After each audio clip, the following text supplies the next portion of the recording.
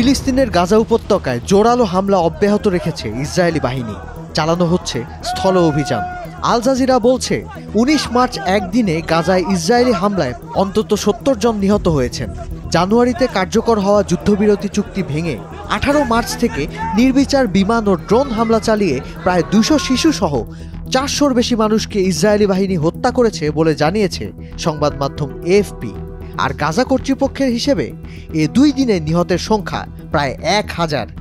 এরই মধ্যে ইসরায়েলি প্রধানমন্ত্রী নেতানিয়াহু বলেছেন, এ তো সবে শুরু।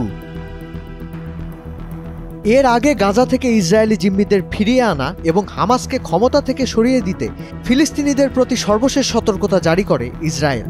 এমনকি সতর্কতামূলক ভিডিওতে ইসরায়েলি প্রতিরক্ষামন্ত্রী ফিলিস্তিনিদের গাজা ছেড়ে বিশ্বের অন্য কোথাও চলে যেতেও উৎসাহিত করেন। ১৮ মার্চ গাজায় স্থল অভিযান শুরুর ঘোষণা দেয় ইসরায়েলি বাহিনী।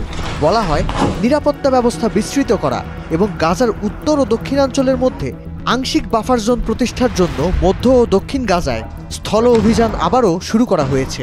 যুদ্ধক্ষেত্র হিসেবে চিহ্নিত এলাকাগুলো ছেড়ে যেতে গাজাবাসীকে নির্দেশ দেওয়া হয়। আর বিদেশি সরকারগুলোর আহ্বান অমান্য করে আকাশ ও স্থলপথে হামলা জোরদার করে ইসরায়েল। ২০২৩ সালের ৭ অক্টোবর ইসরায়েলে হামলা চালিয়ে হামাস ২৫১ জনকে জিম্মি করেছিল, যার মধ্যে ৫৮ জন এখনও গাজায় বন্দী। জবাবে সেদিনই ইসরায়েলি হামলা শুরুর পর থেকে ২০২৫ সালের ১৮ মার্চ পর্যন্ত গাজার স্বাস্থ্য মন্ত্রণালয়ের হিসেবে প্রায় ৫০,০০০ ফিলিস্তিনিকে হত্যা করেছে ইসরায়েল। বিশেষ করে ডোনাল্ড ট্রাম্প মার্কিন প্রেসিডেন্টের চেয়ারে বসার পর থেকে তার প্রত্যক্ষ সমর্থনে হামাস দমন ও যুদ্ধ থামানোর নামে প্রকাশ্যে গাজা উপত্যকা খালি করতে উঠে পড়ে লেগেছে ইসরায়েল।